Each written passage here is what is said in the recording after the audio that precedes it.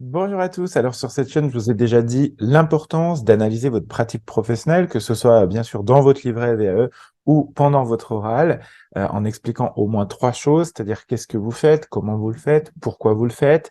Et dans l'épisode d'aujourd'hui, je vous propose d'aller un petit peu plus loin sur le pourquoi en vous donnant deux outils, le PESTEL et les 5 why, qui vont vous permettre de gagner en profondeur d'analyse. Alors restez avec moi pour en savoir plus, juste après le générique. À tout de suite.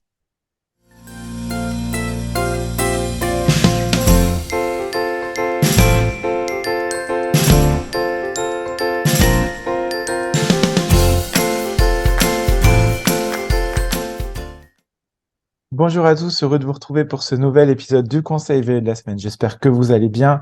Si vous êtes nouveau sur cette chaîne, bienvenue. Je suis Julien Carr, je suis ingénieur de la formation et des compétences. C'est un master 2 que j'ai obtenu par la VAE. Je suis également coach professionnel et mon métier, c'est le développement des compétences pour adultes au travers le coaching, la formation et bien sûr la VAE. J'accompagne à la VAE depuis 2015 maintenant sur tout type de diplôme, tout domaine et tout niveau. Et dans ces épisodes, je vous partage tous les vendredis un maximum de retours d'expérience, de trucs, d'astuces et de bonnes pratiques pour vous aider à vous lancer du mieux possible et surtout, je l'espère de tout mon cœur, réussir votre démarche de VAE. Avant de commencer, si ce n'est pas déjà fait, je vous invite à revoir le replay de notre live questions-réponses qu'on a organisé dimanche dernier. Il est dans l'onglet direct sur notre chaîne YouTube, c'est-à-dire que si vous regardez les dernières vidéos, il ne va pas apparaître, il faut vraiment vous rendre dans l'onglet direct. J'ai répondu à quelques questions, je pense une bonne quinzaine en tout, et ça peut toujours être utile d'avoir ces retours d'expérience. Alors, revenons au sujet du jour. Beaucoup d'entre vous ont compris l'importance d'analyser leur pratique professionnelle dans leur démarche de VAE. VS, simplement l'expliquer, la présenter. Je me réjouis si c'est le cas pour vous parce que c'est l'un des facteurs clés de la démarche. Toutefois, même quand vous le faites, l'analyse et la profondeur de l'analyse sont parfois un petit peu limitées, ce qui peut questionner le jury finalement sur votre capacité à appréhender les choses dans leur ensemble. En effet, ce que va rechercher un jury, c'est bien sûr comment vous mettez en adéquation votre pratique professionnelle avec tous les enjeux qui sont liés finalement à votre entreprise, son secteur d'activité, votre métier et bien sûr vos compétences. C'est d'ailleurs le but d'un diplôme. Le but d'un diplôme, c'est vraiment de mettre en adéquation des compétences avec la réalité terrain et donc tous les enjeux qui en dépendent. Alors, je vais vous proposer aujourd'hui deux outils et je vous précise que ce sont deux outils qui fonctionnent aussi bien lorsque vous êtes dans la rédaction de votre livret que, bien sûr, si vous êtes à l'oral, quand vous construisez, par exemple, dans votre tête, les réponses aux questions posées par le jury. Alors, premier outil, le PESTEL, qui va vous permettre d'avoir une vision qu'on appelle 360 degrés, donc un tour sur vous-même, de voir vraiment l'ensemble des enjeux qui sont liés à votre environnement. C'est un outil marketing, d'analyse de l'environnement et d'un marché externe, qui s'appelle donc PESTEL c'est un acronyme pour politique, économique, socio-culturelle, technologique, écologique dans la version de base, et puis législatif. Alors, je vais revenir sur chacun de ces aspects un petit peu pour vous expliquer et surtout pour que vous compreniez que quand vous analysez ce que vous faites, que ce soit une tâche et a fortiori une mission, donc vraiment l'objectif, la vocation de votre poste, c'est d'essayer d'analyser ce que vous faites sous ces différents axes, sous ces différents angles de lecture, clés de lecture. D'abord, politique, je mettrais presque le terme stratégique, c'est où est-ce qu'on veut aller, pour quelles raisons on veut aller. Et ça, c'est souvent un outil qui vous sert, vous, à vous projeter dans la stratégie de votre entreprise ou plus globalement de votre organisation si vous n'êtes pas dans une entreprise. Je pense aux associations, aux ONG, aux collectivités territoriales, etc. Plus globalement, c'est comment évolue le métier de notre entreprise, comment évolue notre secteur, notre domaine d'activité, et pourquoi est-ce que nous, on veut aller là-dessus dans le monde qui bouge comme il bouge aujourd'hui. Deuxième lettre du PESTEL, c'est le E de économique, avec d'abord une notion de valeur générale. Je dirais que ça, c'est valable dans tous les domaines, tous les secteurs d'activité. Que vous soyez une association, une ONG du domaine sanitaire et du social, c'est quelle valeur, quelle plus-value on apporte finalement au monde, alors bien sûr à nos clients, mais pas que. C'est toujours intéressant, bien sûr, d'aller sur des notions d'argent, même si vous êtes éloigné dans votre poste, parler des coûts, des dépenses, quand vous les connaissez, interrogez vos employeurs, vos managers, si vous ne les connaissez pas, et pas que. Ce qui est intéressant, c'est aussi d'estimer la plus-value, ce que ça apporte, même si c'est parfois un peu compliqué de savoir, qu'est-ce que ça apporte un soin, qu'est-ce que ça apporte de s'occuper de la petite enfance. C'est des domaines qui sont d'une richesse inestimable. Et puis bien sûr, il y a dans la partie économique tous les enjeux financiers que vous connaissez si vous êtes en entreprise, dans des carrières commerciales, financières, comptables, etc. De chiffre d'affaires, de marge, de retour sur investissement, etc. C'est particulièrement vrai bien sûr pour les organisations dont le but est lucratif, c'est-à-dire de gagner de l'argent. Il y a aussi les enjeux socioculturels, c'est le S de Pestel. Socioculturel, on parle ici de l'impact humain, des grandes tendances sociales, sociétales, et donc du coup des attentes de vos différentes parties prenantes. Elles sont nombreuses, essayez de ne pas en oublier. Il y a bien sûr les clients, les consommateurs, il y a également les fournisseurs, les sous-traitants, les prestataires, il y a également les partenaires, si vous avez des réseaux de partenaires, que ce soit des partenaires d'affaires, des partenaires stratégiques, etc.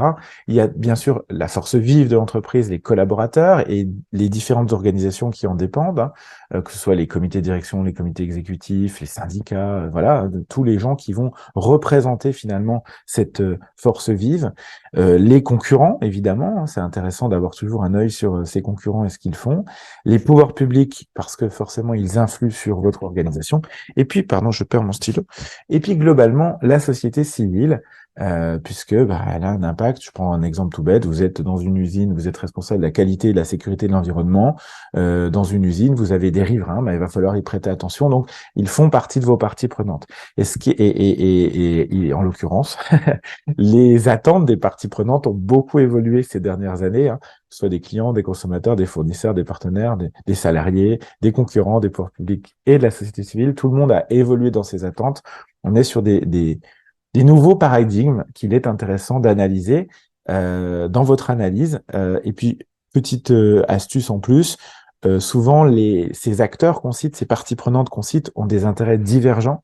Les salariés vont pas avoir forcément les mêmes intérêts que les clients, qui vont pas avoir les mêmes intérêts que les partenaires ou les fournisseurs, etc. Donc, c'est intéressant de faire converger des choses, montrer qu'il y a des choses qui vont dans le même sens, et puis en même temps de démontrer que votre rôle, c'est aussi de concilier un petit peu ces différentes attentes et de les faire converger quand vous pouvez.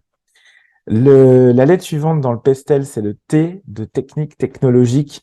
C'est finalement quel est l'impact de la tech sur nos métiers, sur notre quotidien, sur ma pratique professionnelle, bien sûr, c'est le cœur de votre livret. Alors, l'impact des nouvelles technologies, il a commencé hier, il se poursuit aujourd'hui, il continue demain.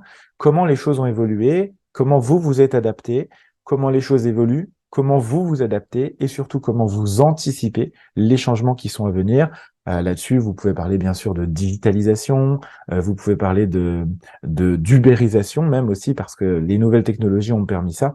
Donc c'est intéressant de démontrer que la technique a un impact. Puis bien sûr, il y a toutes les nouvelles technologies, notamment quand vous êtes dans des domaines techniques de pointe, des nouveaux robots, des nouvelles machines, des nouveaux équipements, d'appareils, etc., dont il faut parler parce que, bien sûr, ça a un impact sur votre pratique professionnelle.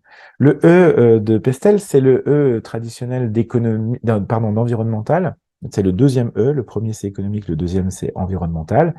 Euh, Ce que je trouve intéressant, c'est d'essayer de l'élargir un petit peu au domaine éthique en général pour mettre derrière toute l'approche RSE, donc la responsabilité sociale et environnementale de l'entreprise, qui s'articule autour de trois dimensions, le social, le sociétal et l'éthique, l'écologique, l'environnemental. En quoi ça va changer, bien sûr, en quoi ces attentes ont changé le prisme de votre pratique professionnelle, de votre entreprise en général. Et bien sûr, peut-être il y a eu même une évolution de vos pratiques au regard de votre propre sensibilité personnelle, qui ne constitue pas forcément une stratégie d'entreprise. J'ai accompagné des candidats qui disaient, moi, à titre personnel, j'ai mis en place un projet de RSE en entreprise parce que j'y étais sensible. Donc, ça peut être intéressant d'analyser votre pratique sous cet angle. Et enfin, le L de légal, la réglementation, les normes à suivre, à respecter, qui constituent un enjeu majeur, bien sûr, externe. Et si on le transpose en interne en entreprise, ça va être tout ce qui est process, règles de fonctionnement, que vous devez, consigne, que vous devez appliquer. Il y a bien sûr un enjeu à les respecter au risque d'être sanctionné. D'un point de vue externe, ça va être sanctions financières des amendes, sanctions juridiques, y compris au pénal. Et puis, bien sûr, en interne, des sanctions disciplinaires. Donc, c'est intéressant d'avoir cette grille de lecture quand vous rédigez, quand vous votre livret, quand vous répondez aux questions. On dit, mais pourquoi finalement vous faites ça? Je fais ça parce que d'abord, il y a une raison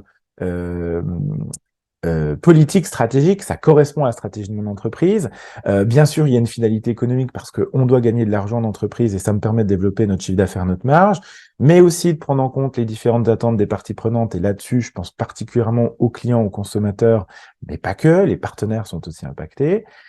Ça rentre dans le cadre des évolutions qui sont les nôtres, notamment de la montée de la digitalisation et de l'environnement.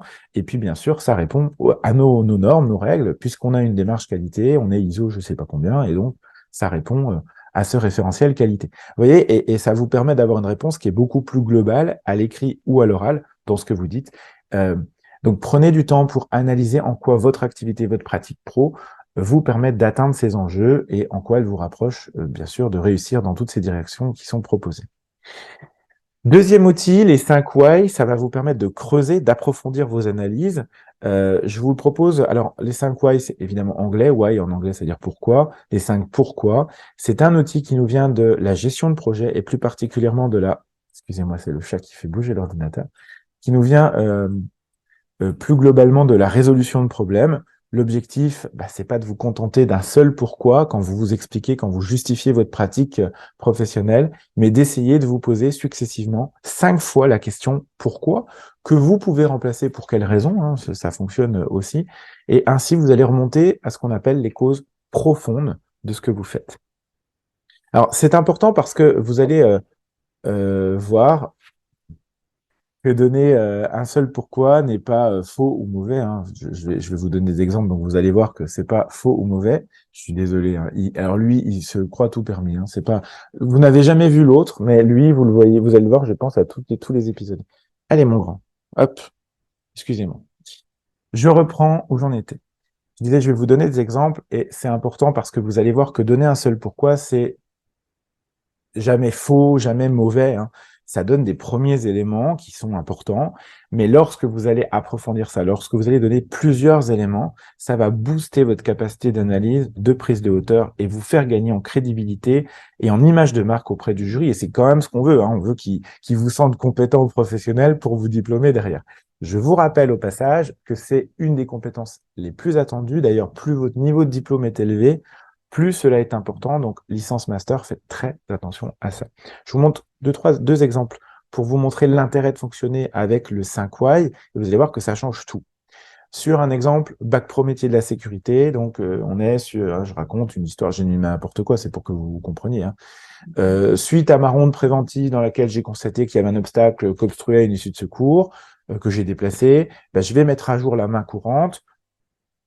Premier pourquoi, pour consigner et historiser l'incident. C'est juste, vous voyez bien que c'est pas faux, ça correspond. Maintenant, si on creuse, deuxième pourquoi, ok, je veux consigner et historiser l'incident, mais pourquoi je veux consigner et historiser? Parce que c'est une procédure qui est obligatoire dans mon entreprise. Ok, pourquoi c'est une procédure qui est obligatoire? Parce qu'elle va permettre à mes collègues de prendre leur service en ayant l'information et en la faisant remonter pour plus que ce problème n'arrive dans le futur.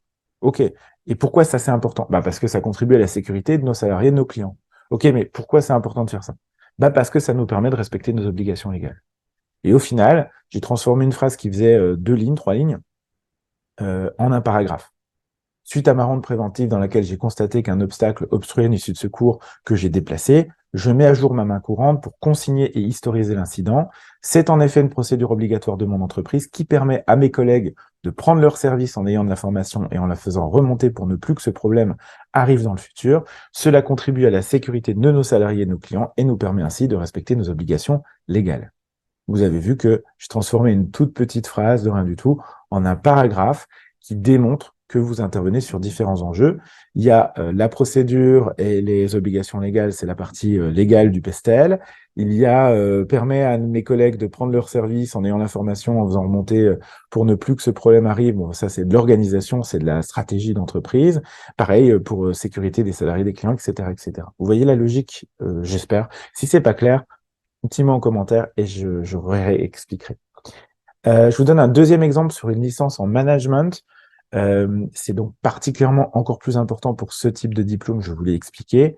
On va partir du principe, vous dites, voilà, afin de gagner du temps, je choisis de déléguer une activité à l'un de mes collaborateurs et mon choix s'oriente vers telle personne, appelons la Lydie. Pourquoi? Parce qu'elle possède déjà des compétences en gestion et ça va lui permettre de gagner du temps dans la tâche que je vais lui confier. Ça, c'est le premier pourquoi. Vous avez vu, ça fait une phrase, c'est correct, c'est juste, mais ça ne va pas assez loin à mon avis. Donc, je vais ajouter un deuxième pourquoi. Ok, mais pourquoi à elle? Bah, de plus, comme elle l'a prouvé à plusieurs reprises, Lydie fait preuve de sang-froid, elle sait gérer les urgences. Ok, mais pourquoi c'est important? Mais c'est aussi important parce que c'est une façon de récompenser son travail, son implication dans l'entreprise. Je sais, parce que nous en avons parlé lors de son dernier entretien professionnel, qu'elle compte sur moi pour l'accompagner dans son développement de compétences. Ok, mais pourquoi c'est important d'accompagner le développement des compétences? Parce que ça correspond pleinement à l'engagement employeur de mon entreprise qui vise à fidéliser les talents. Ok, mais pourquoi c'est important de fidéliser les talents? Parce que dans un contexte où le recrutement c'est compliqué dans nos métiers, c'est difficile, il est important que nos collaborateurs s'épanouissent pour rester, recommander l'entreprise, accueillir les nouveaux, etc., etc. Vous voyez la logique? Je vais, avec les 5 pourquoi, creuser, approfondir ce que j'explique au jury dans mon livret et a fortiori à mon oral. Pendant mon oral, c'est pas très bon. À mon oral. Alors, bien sûr, fonctionner comme ça risque de vous faire prendre un peu plus de temps, mais ça va sécuriser votre démarche, ça va optimiser vos chances de réussite parce que je vous rappelle que le livret, ça vous sert à vous à préparer votre oral et à structurer votre pensée, structurer vos idées. Et plus vos idées sont riches, plus bien sûr derrière elles sont efficaces et vous permettent d'aboutir à votre objectif qui est le diplôme. Voilà, au-delà de tout ça, ça vous fait gagner aussi en analyse, en maturité professionnelle, et c'est évidemment important au quotidien dans votre job et plus globalement dans votre employabilité. Promis, avec le pestel d'un côté et les 5 why au-delà du diplôme, vous serez un professionnel, je l'espère, encore plus accompli au quotidien. Voilà ce que je voulais partager aujourd'hui avec vous. J'espère que vous avez aimé cet épisode. Si c'est le cas, n'hésitez pas à mettre j'aime, à le partager, à suivre notre chaîne. Dites-moi aussi en commentaire si vous souhaitez que je vous partage d'autres outils de ce type pour approfondir votre analyse professionnelle en VAE. Et je vous invite bien sûr à vous rendre sur notre site internet jacef.com pour découvrir nos offres d'accompagnement, notre newsletter pour vous inscrire et recevoir plus de contenu exclusif. Quant à moi, je vous dis à la semaine prochaine. Je vous embrasse et d'ici là, portez-vous bien.